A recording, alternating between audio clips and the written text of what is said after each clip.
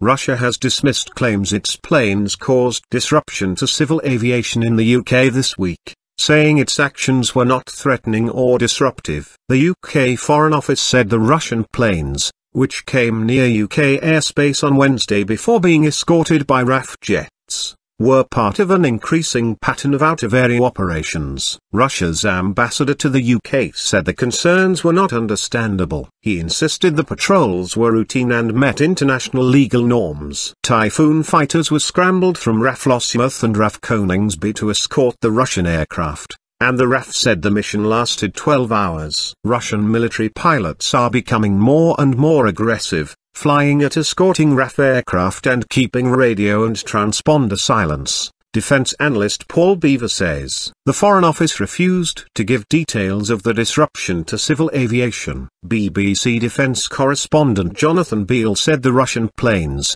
two Tu-95 Bear H bombers, came within 25 miles of the UK. They travelled from the north, past the west coast of Ireland and to the English Channel before turning and going back the way they had come, he said. He said the bombers did not file a flight plan, did not have their transponders switched on and weren't talking to air traffic control. Strict compliance. In a statement, the Russian embassy in the UK said Ambassador Alexander Yakovenko had met with British officials to discuss the issue. The statement said, "This flight, as all other routine flights of the Russian military aircraft, was carried out in strict compliance with the international legal norms including international flight rules and regulations, without violation of other countries' airspace. Therefore it cannot be regarded as threatening, destabilizing or disruptive." This is the latest in a series of similar incidents involving Russian aircraft. Last month Foreign Secretary Philip Hammond said the UK was concerned about the extremely aggressive probing of its airspace by Russia. In a statement on the RAF website,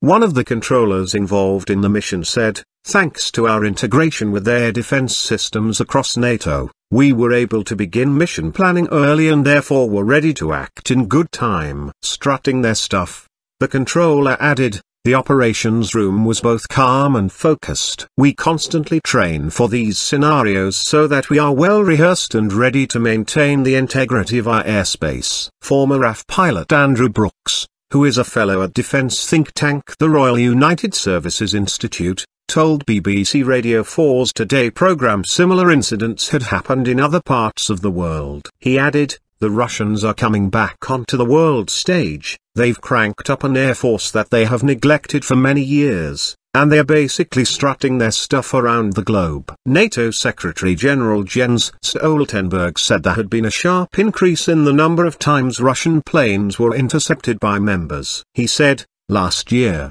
Allied aircraft intercepted Russian planes over 400 times. Over 150 of these intercepts were conducted by NATO's Baltic Air Policing mission. That's about 4 times as many as in 2013. So we are staying vigilant,